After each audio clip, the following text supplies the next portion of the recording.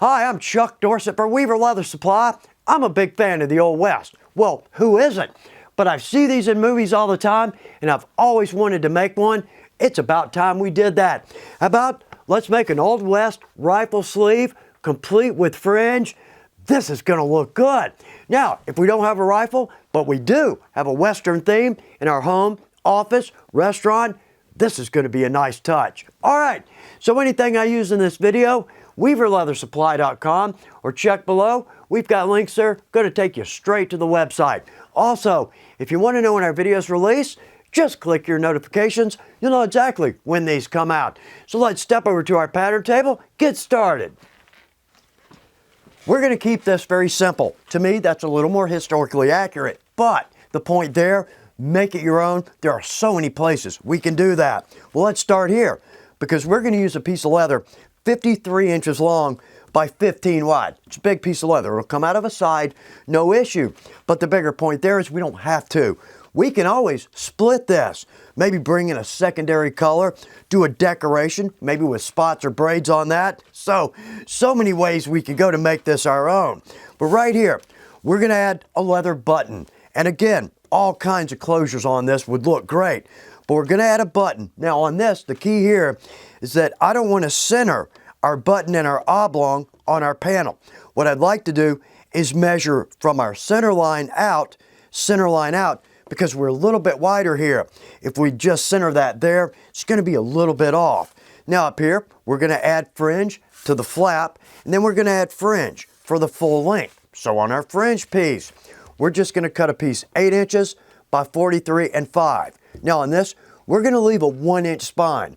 That's a lot of spine, but that allows us on our border to add in maybe a Spanish basket weave, buck stitch, maybe a braid with a spot in between. That would look good. But again, I'm rolling. Let's keep this one simple. Let's get the feel for this. All right, so let's step over to our digital picks. Well, first off, there's our main body, 11 inches one end. Across the throat, we're at 15 inches. And then we've got an additional 12 inches for our flap. We're going to add fringe all the way around. And there's our center line over to our fringe, relatively simple piece. This is 43 inches long. Now, when we add this to our main body, we're going to have about a 1/2 inch left over. That's okay. I'd rather be a little long than a little short, and we'll fringe that. There's our 1-inch spine. All right, so we got a feel for our pattern. Let's step over to our main table, talk about some leather, then we'll start cutting some leather. We've got some great options at Weaver. For our rifle sleeve, top of that list, deer tan cow. It's one of my favorite leathers. Soft, supple, very affordable for us crafters. Now we've got this in 4 colors, black, white, gold, and brown. Would that not make a beautiful rifle sleeve? But also, we have all 4 colors, pre-cut fringe, makes the whole thing very easy. But we're going to cut our own fringe. Cut this much longer. So let's do this. Let's go with a whole upholstery hide. This is our vintage cowboy, and I like the name for a rifle sleeve. But for us crafters, it's not common to buy a whole hide. But here's some good points. And the first good point, cost. Chrome tans can typically be 30 to 50% less per foot than a veg tan, simply because a veg tan quality tannage can take up to 30 days, chrome tan 3 to 5. But it's also a quantity deal. We're buying more footage at once. Now, for us crafters, big piece of leather. What are we going to do with all this? All kinds of options. So we cut our rifle sleeve out. How about full-length apron? We have plenty of room. Purse, bag, pouch, chaps, liner for a gun belt. So many ways we can go with upholstery leathers. We're so used to using veg, we don't really think about it. All right, so I'm going to reset here. Let's cut our leather. Good, I've got our pattern laid into a good spot here. Now over here, we've got extra leather. Not going to go to waste. All kinds of great projects. But the one thing I love about that natural edge, that makes such a great flap on everything. Now, we could go with our heavy duty awl, and we can scribe this, but it's a little bit hard to see. The camera's not going to be able to see that. So let's go with our leather marking pen. Now, I don't need to trace the full length of our straight cuts. We're just burning up material here.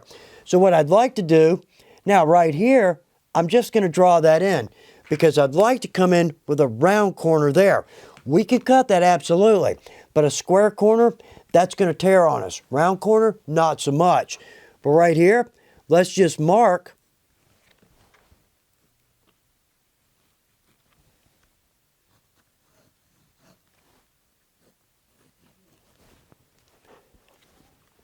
And then down here, I'm going to mark straight coming into our curve, and let's just mark our curve.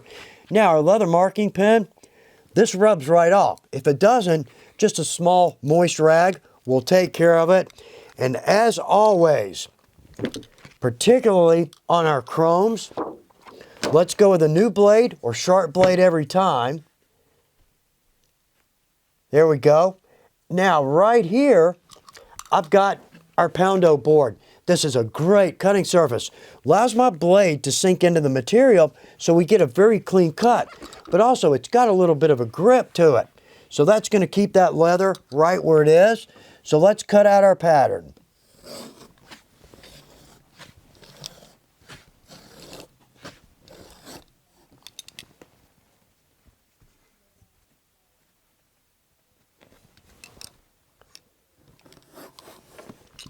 And right here, we can go with our 25 or our 30 millimeter corner knife.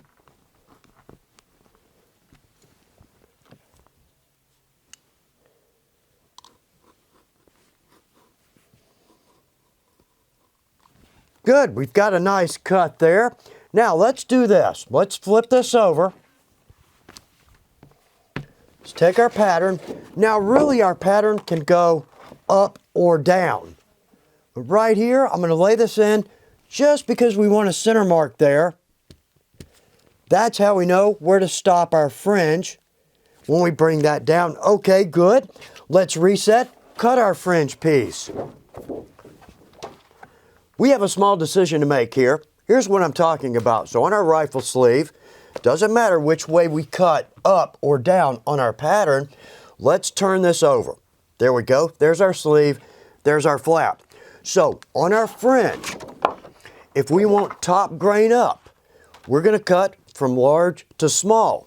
But if we want our flesh side up, nice contrast. Let's flip our pattern. We're going to go with our top grain up. So I'm going to lay this in. We've got a good straight edge here. All right, let's mark and cut this piece.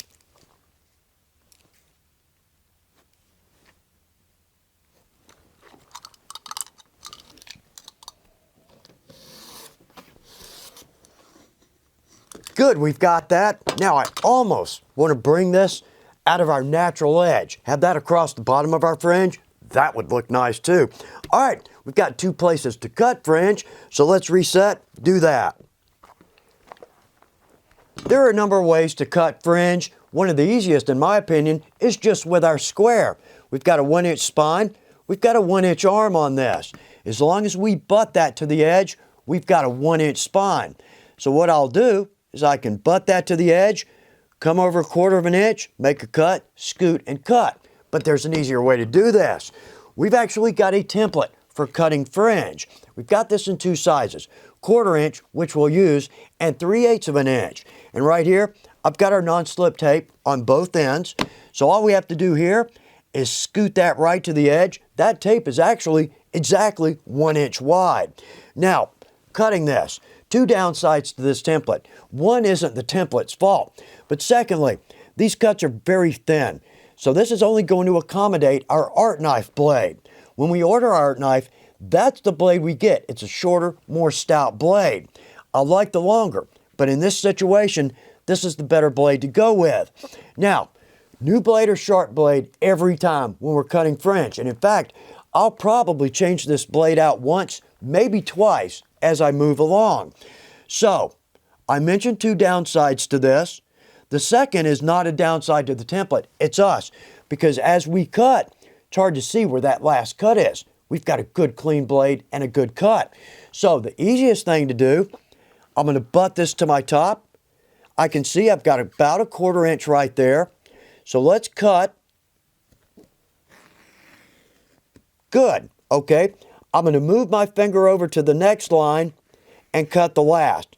So the point there is we just need to pay attention when we're cutting because it's impossible to see where our last line is.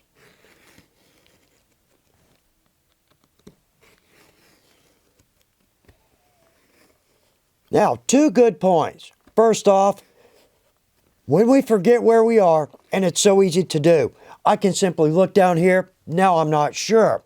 So let's just lift our template up. We can scoot that a little bit left. That's our first cut there. Now I can actually see that. I can put this first line right on that cut. Good. And we're rolling again. So not that big of an issue. But here's a bigger problem. We're about to cut over a break in my cutting surface, my poundo board, and we've got to watch for this on every project, because what's going to happen, that is actually going to hijack our blade. So we need to scoot and try to avoid breaks in our cutting surface. And we're getting down to the end. One good point, as our blade gets a little bit dull, it's easier just to go ahead and make 2 passes because we don't want to press down too hard. Okay, good. Now I'm going to leave that right where it is because most likely we're going to trim off about 1/2 inch there. All right, one more point though. With our fringe, that looks nice. Taking some time to do this. But the amount of time it takes to do this will be dwarfed by the amount of time that we use and love this rifle sleeve. All right, we've got a little more fringe to cut. Let's start by marking both for our oblong and our button. So right here, just a simple mark there and a mark there. Good, we've got that. Okay, so on our flap, we're going to add fringe up here. I'm showing on the pattern 1.5 inches below our oblong. That just gives us a little extra room right there, but it doesn't have to be exact. So with our template, there's our mark. I'm going to come down about 1.5 inches from there to the bottom of our tape. And now let's just trim our fringe across.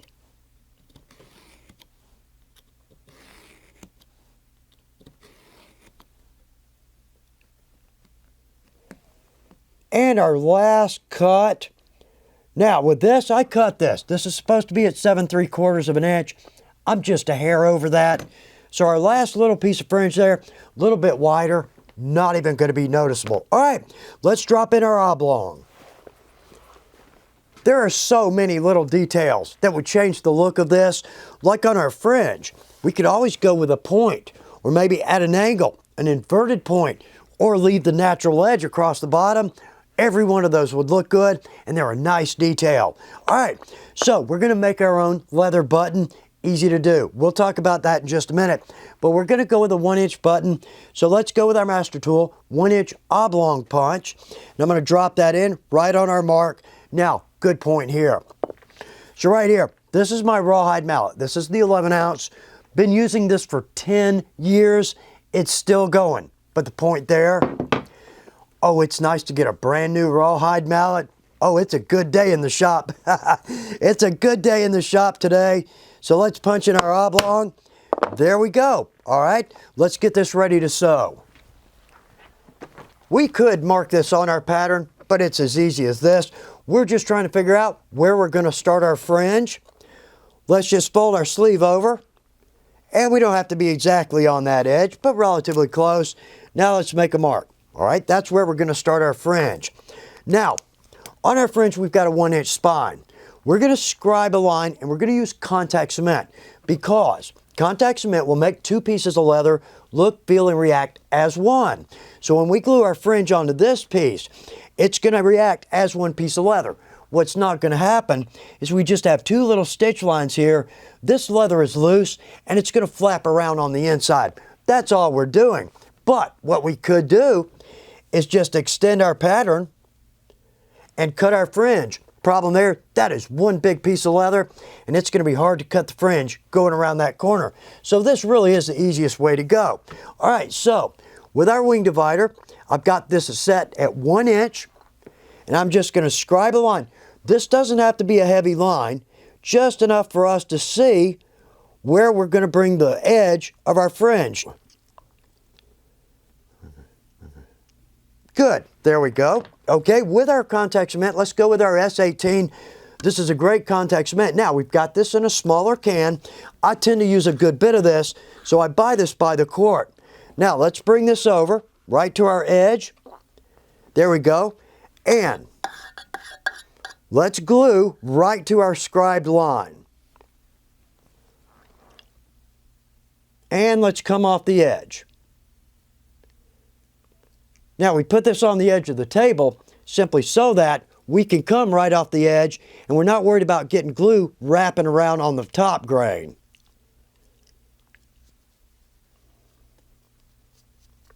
Okay, we've got contact cement on the main body. Let's set this aside. Do the same thing on the flesh side with our fringe.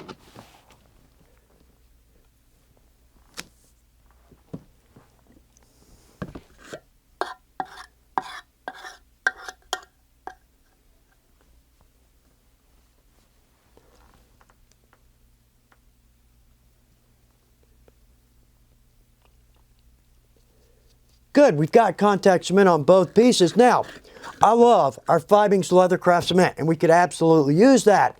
Well, one side on that is that's a water-based glue, not going to be as durable as our contact cement. But the bigger problem is as we lay this lace in, I guarantee you we're gonna drag that lace through that white glue, not just once. All right, so let's leave this where it is. Give that about 5 minutes. Let that glue set.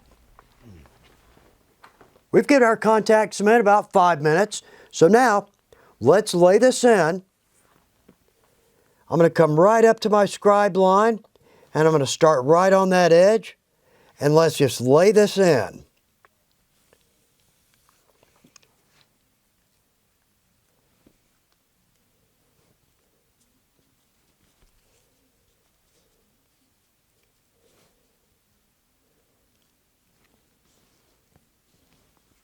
And we came in just a little bit short. I might add maybe 43.5 inches. Okay, so we've got that. Let's press that down. And we've got a good bond there. That feels nice. Feels like one piece of leather. That's what we were looking for. Now for the other side, we're going to use our double-sided tape. And here's why. If we bring this over, we want to add a nice wide braid. We can add our contact cement to the full width of the spine and 1 inch in. But since we're simply going to sew, what I don't want is that entire 1 inch pinched together. We're just going to add a double stitch line on the edge of that. So let's flip this around. Good. Okay. Yeah, this is a lot like a belt video. It's hard to get everything in the shot. But let's start right here with our tape. And I'm just going to do this in 6, maybe 8-inch pieces at a time, just so we save some of our material here. We don't burn a lot of it up when it's not necessary.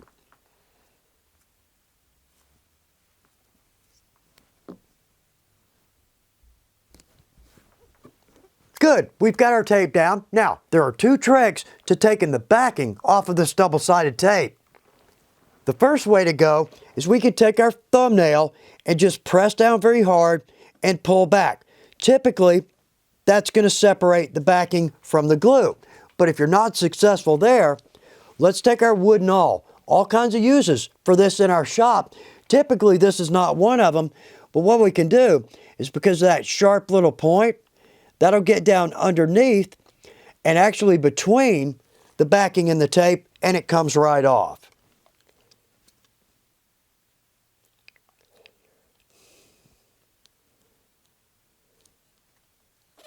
Good, we've got that. Okay, let's flip this around. Now, what we're going to do is bring this edge around right to the top of the cut in our fringe. We could have done that on the back side, but it's a little hard to see.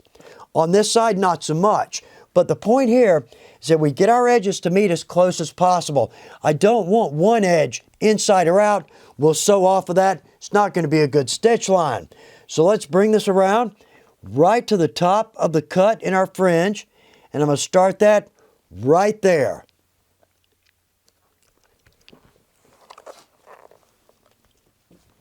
Okay, we've got that. Let's step over to my shop, drop in a double stitch line with our Weaver 303.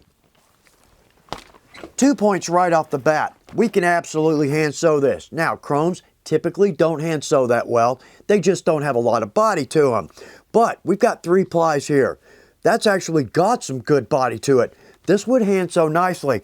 And if I'm going to go all out on one of these, I'm going to hand sew it. Now, secondly, on our fringe, we don't have to go this route. but we cannot have one strand flip under and we sew over that. That's catastrophic. We have to cut that strand. It's going to stand out like a sore thumb. And we now have to split our stitch line resew. Here's what's, to me, the easiest thing to do. Let's take just some scrap wax thread, and everybody laughs at me for keeping that much wax thread. Yeah, I feel vindicated. Anyway, so right here, let's just tie a small slip knot. Good, not too hard. We don't need it too hard. There we go. Now, no stragglers, okay? So I'm going to do that all the way down our sleeve. Good, and as far as I can tell, we don't have any stragglers, all right? When we sew this, there is just no great camera shot when we're sewing. Well, what we're going to do is we're going to start here. We'll back stitch, sew down. We'll come across one stitch. We'll come back and then back stitch. That's going to give us ample strength right there at the throat. So our 303, love this machine. Great for those of us who are not production shop sewers. Now on our thread, we're going to go with the 92 brown on that. And as we move along, let's just make sure that we don't have stragglers. Yeah, hard to see what I'm talking about. Just let's double check, make sure we don't have stragglers. That's all I'm saying there.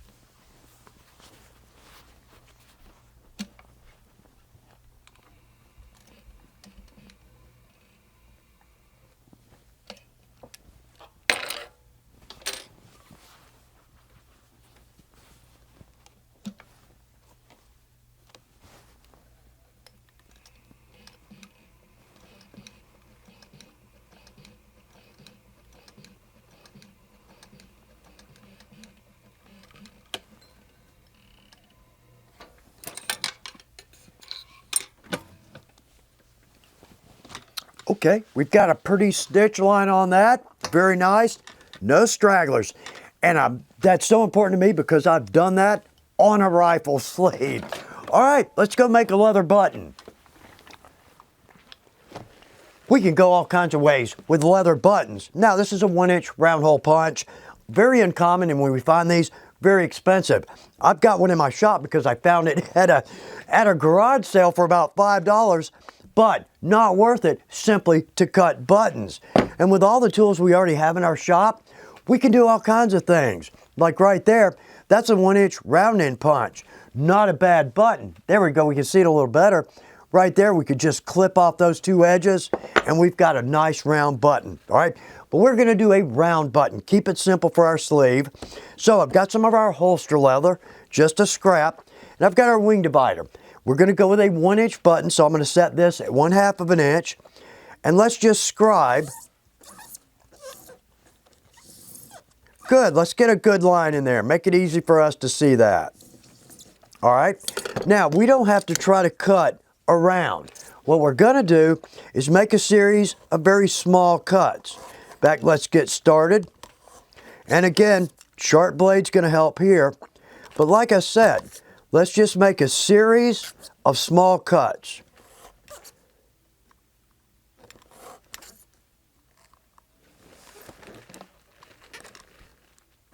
And there we go. You know what? It's not perfect, but it's not bad. We could always slick this down, sand it down to make it more round, but actually I think that's going to look good on a rifle sleeve. All right, let's add this. We're done. Let's start by removing our ties on our fringe.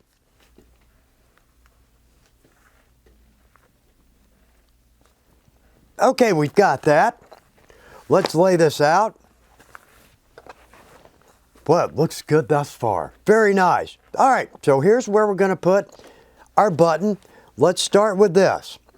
Let's take our button. We've got our wooden awl, and just on either side of our center mark from our wing divider, I'm going to poke 2 holes.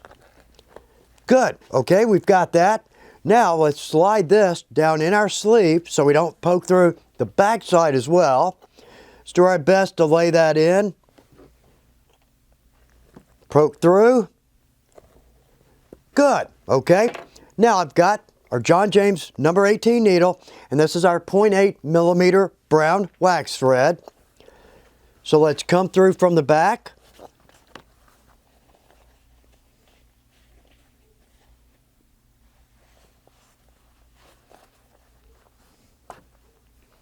Through one side of our needle and back through the other way.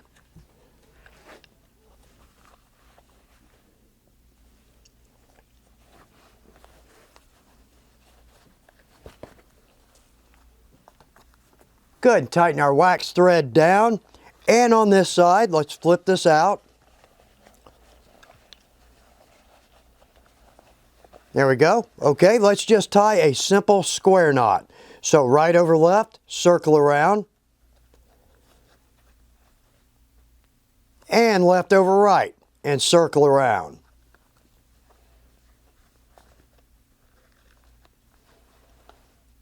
Good, we've got a secure button there. And there we are. All right, very cool. Let's step over to our main table, see how this looks. Let's start right here because we've still got a little bit of our marker pen. So I'm going to take a very lightly moist rag. And that just comes right off. Very nice. And a little bit right through our curve there. And that is all gone. Okay, first step, let's see how our rifle fits. Perfect fit. Very nice, okay. How about our button? There we are. I gotta say, I think that is a good looking rifle sleeve. And again, so many possibilities for decoration, some design changes. One that I think might look good is on our fringe. We could cut points. That would look nice. But I almost want to do maybe a large scallop. That would look so nice. So many ways to go. But I think we nailed it on this one. What a great project. I'm just dying to add some decoration, but I like the simplicity of this. But take this, make it your own. Have a great time designing it, making it, and I'm certain you're going to get some compliments on your rifle sleeve. Good luck with your project.